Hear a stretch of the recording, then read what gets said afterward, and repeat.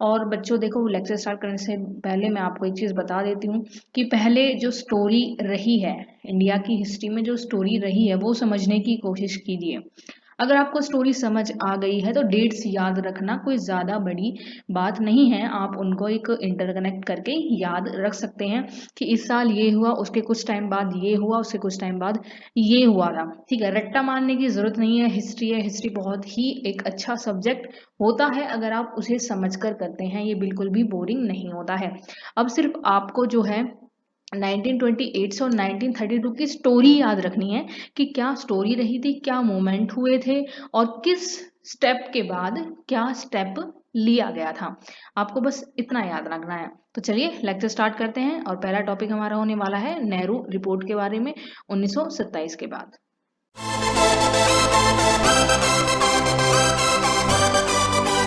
1927 में जब Simon commission Bharat आया था तो जो इंडिया मिनिस्टर यानी कि भारत मंत्री थे लॉर्ड बार्कनहेड, उन्होंने जो है भारतीयों को एक चैलेंज दिया था कि वो एक ऐसा संविधान बनाएं जो इंडियंस और ब्रिटिश दोनों को मान्य हो। हालांकि यह एक्सेप्ट चैलेंज उन्होंने कर लिया था, लेकिन यह काफ़ी आघात की बात थी कि बाहर से लोग आए हमें और चैलेंज करें कि आप अपने लिए क्या संविधान बना सकते हैं जो आपके लिए यूजफुल हो। तो इस चैलेंज को एक्सेप्ट करते हुए जो है 28 फरवरी 1928 को दिल्ली में एक सभा हुई थी जिसमें 29 पॉलिटिकल पार्टीज ने पार्ट लिया था और डिस्कस किया था कि अपना संविधान वो किस तरीके से बना सकते हैं, क्या योजनाएं उसमें रख सकते हैं। तो उसके बाद जो है 10 अगस्त 1928 में वो रिपोर्ट रेडी हो जाती है और इंडियन नेशनल कांग्रेस को जो है कोलकाता में जो वार्षिक सम्मेलन उनका होता था दिसंबर 28 को 1928 को जो है इस रिपोर्ट को एक पूर्ण रूप मिल जाता है। इस रिपोर्ट की बात करें तो इस रिपोर्ट में जो है डोमिनियन स्टेटस की बात की गई थी जो कि कांग्रेस की यूथ को बिल्कुल भी पसंद नहीं आया था। वो पूर्ण स्वराज की मांग कर रहे थे। मुस्लिम लीग ने भी इस नेहरू रिपोर्ट का साथ नहीं दिया था क्योंकि पूरे इतिहास में मुस्लिम लीग अगर कुछ चाहती थी तो वो बस पाकिस्तान चाहती थी। तो इसलिए उन्होंने कई सारी रिपोर्ट्स आगे भी कुछ ऐसे संविधान सभाएं और संविधान भारत के पारित हुए हैं जिसमें मुस्लिम लीग ने सिर्फ इस वजह से साथ नहीं दिया, इस वजह से मत नहीं बनाया क्योंकि उन्हें पाकिस्तान नहीं दिया जा रहा था। और सिखों की बात करें तो सिख एक अल्पसंख्यक समाज था और इसमें अल्पसंख्यक समाज के लिए कोई भी बात नहीं कही गई, तो सिखों ने भी इस लीग को जो है नहीं माना था। और जब नेहरू रिपोर्ट तैयार हो जाती है तो ब्रिटिश सरकार के पास इसे ले जाया जाता है, लेकिन ब्रिटिश सरकार इसे एक्सेप्ट करने से मना कर देती है क्योंकि उसे लगता है कि इसमें भारत का जो है विकास लिखा हुआ है, इसमें भारत का विकास हो सकता है। अब वो तुम ब्रिटिश बिल्कुल नहीं चाहते थे। ब्रिटिश तो बस फूट डालो राज करो की नीति अपना रहे थे और वो कर रहे थे और ऐसा ही वो करके गए थे।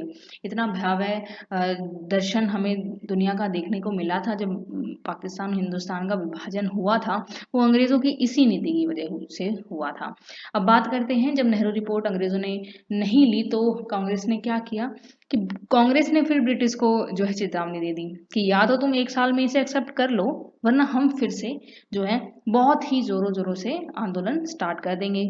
अब ऐसा ही होता है, लाहौर सेशन ऑफ कांग्रेस जो है आंदोलन स्टार्ट कर देती है। लाहौर अधिवेशन में बहुत बड़ा एक आंदोलन स्टार्ट होता है वो और उसमें जो है 30 दिसंबर 1928 को यह शुरू होता है, जिसके चेयरमैन रहे थे जवाहरलाल नेहरू। उन्होंने पूर्ण स्वराज की मांग कर दी। पूर्ण स्वराज के लिए आंदोलन उन्होंने छेड़ दिया था क्योंकि उन्होंने चेतावनी दी थी, अब ब्रिटिश ने नहीं माना तो उन्होंने जो है आंदोलन छेड़ दिया, पूर्ण स्वराज की घोषणा कर दी। अब इम्पोर्टेंट पॉइंट्स की बात करें कि जब उन्होंने पूर्ण स्वराज की घोषणा की थी तो क्या और बातें कही थी, क्या और योजनाएं उन्होंने रखी थी। सबसे पहले योजना उन्होंने रखी थी कि राउंड टेबल कॉन्फ्रेंस यानी कि गोल मेज सम्मेलन जो है वो बिल्कुल पॉइंटलेस है, कांग्रेस उसमें पार्ट नहीं लेगी। पूर्ण स्वराज की घोषणा उन्होंने कर दी थी और सिविल डिसओबीडियंस मूवमेंट कभी भी भारत के व्यक्ति और कांग्रेस स्टार्ट कर सकती थी, इस बात की घोषणा भी नेहरू ने कर दी थी। उसके बाद 26 जनवरी 1930 को स्वतंत्रता दिवस की घोषणा कर दी थी कि भारत में हर दिवस 26 जनवरी जब आएगा तो हर साल वह दिन स्वतंत्रता दिवस के रूप में मनाया जाएगा। जैसा कि अब लाहौर सेशन ऑफ कांग्रेस में जो है घोषणा की थी कि सिविल डिसोबीडियंस मूवमेंट कभी भी स्टार्ट कर सकते हैं, तो ऐसा ही होता है कि अगली साल civil disobedience movement Congress start कर देती है। तो 1930 में स्टार्ट हुआ, जिसको जो गांधी जी ने स्टार्ट किया था। और इस अगर ये स्टार्ट करने से पहले गांधी जी जो है हमेशा ब्रिटिश को एक इत्तला करते थे कि हम आंदोलन करने वाले हैं, इस तरीके से करने वाले हैं, अगर आप चाहें तो बातचीत से यह सॉल्यूशन निकल सकता है। और हमेशा की तरह ब्रिटिश सरकार नहीं मानती थी, फिर आंदोलन करना पड़ता था और फिर वही भयावह दुष्परिणाम देखने को मिलते थे। लेकिन अब बात करते हैं सविनय अवज्ञा आंदोलन की। तो 2 मार्च 1930 को जो है गांधी जी ने हमेशा की तरह लॉर्ड इरविन जो गवर्नर थे उस टाइम, उनको इत्तला किया था, लेकिन वो नहीं माने और उन्हें मिलने से भी मना कर दिया था कि वो इस बारे में बात भी नहीं करेंगे। तो मजबूरन गांधी जी को यह जो है फैसला लेना पड़ा। अब बात करते हैं कि क्या प्रोग्राम रहा था इस अभिनय अवज्ञा आंदोलन में, क्या नीतियां थी। तो शराब और विदेशी वस्तुओं जो थी उनका त्याग कर दिया गया था।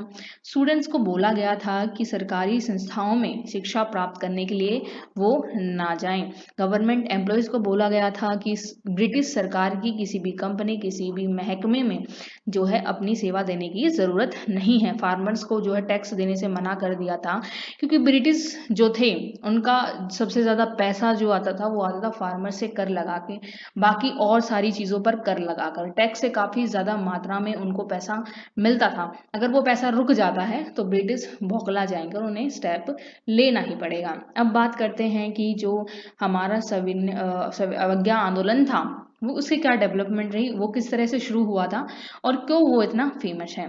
तो 12 मार्च 1930 को यह शुरू हुआ था, साबरमती आश्रम से शुरू हुआ था।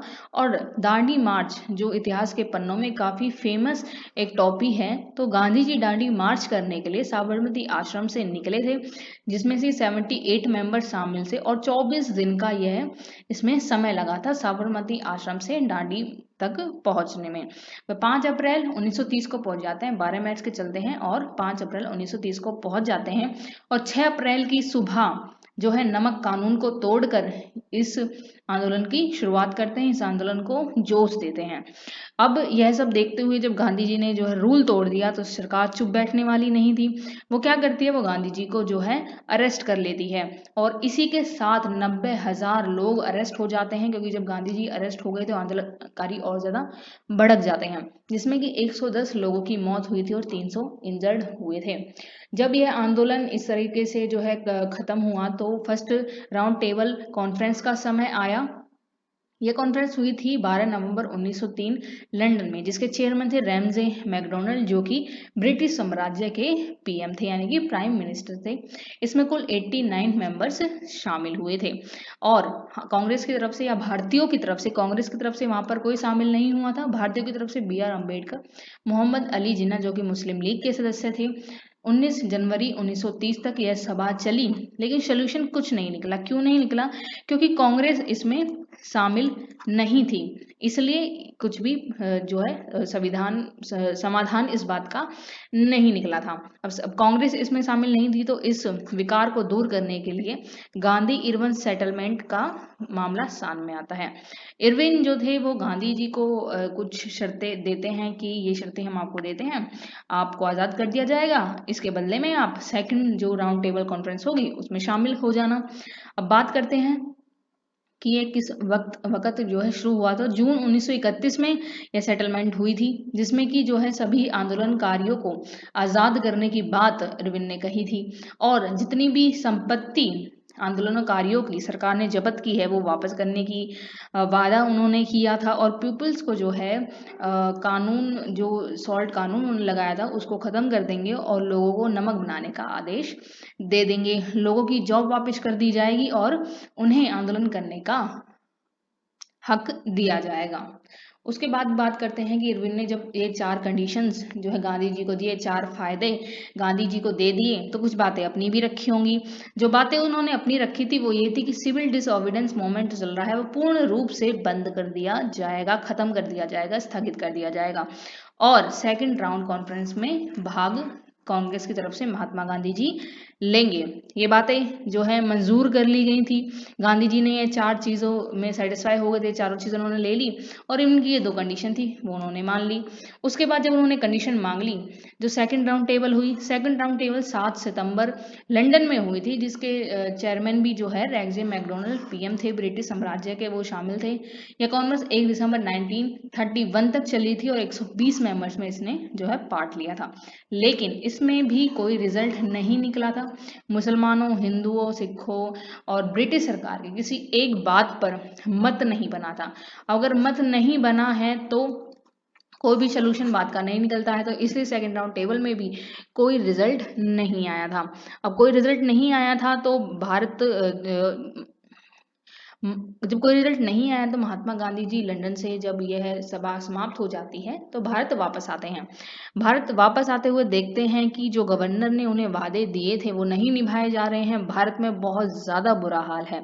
इसका कारण ये था कि जो लॉर्ड इरविन थे, जो गवर्नर थे जिनसे महात्मा गांधी की बातचीत हुई थी, वो बदल चुके थे।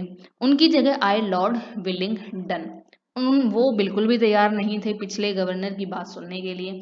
तो होता क्या है, Mahatma Gandhi ji civil disobedience movement दोबारा स्टार्ट कर देते हैं। अब यह देखते हुए गवर्नर जो चेंज हुए थे वो मार्शल लॉ जो है लागू कर देते हैं, लोगों को अरेस्ट करना शुरू कर देते हैं। नेहरू जी, अब्दुल खां को अरेस्ट कर लिया गया था और फिर 3 जनवरी 1932 को गांधी जी को भी अरेस्ट कर लिया गया था। अगर बात करें तो जब यह आंदोलन शुरू दोबारा महात्मा गांधी जी ने किया तो 1 साल के अंदर 1,20,000 आंदोलनकारी जो है अरेस्ट हो गए थे। यह आंदोलन इतना ज़्यादा बढ़ते चला गया था कि ब्रिटिश सरकार की जड़ें हिल गई थी। मई 1933 में फिर सरकार ने डिसाइड किया वह गांधी जी को रिलीज कर देगी और उनको बोलेगी कि आपकी आज़ादी के बदले आप इस मोमेंट को जो है सस्पेंड कर दीजिए।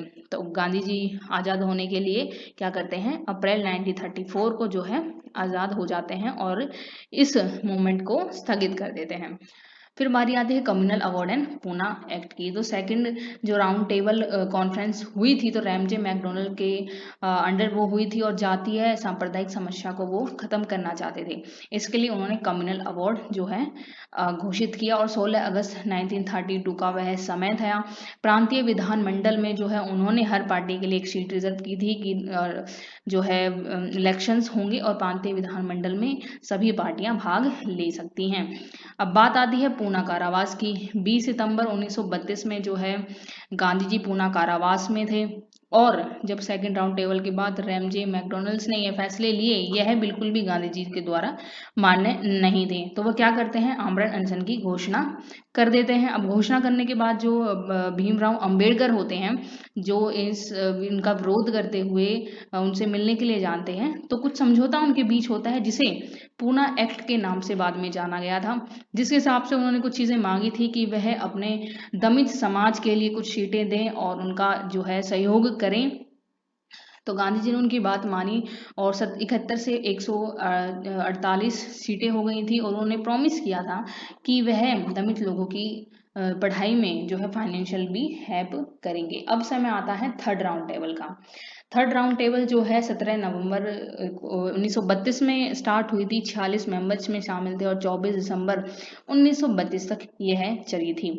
इस थर्ड राउंड टेबल कॉन्फ्रेंस में कोई ज़्यादा बातचीत नहीं हुई थी क्योंकि लोगों के एक मत नहीं बन पाया था, जैसे कि पहले हुआ था। भारतीय मुसलमानों और ब्रिटिश सरकार की बातें नहीं एक समय पर जो है एक जैसी हो पा रही थी।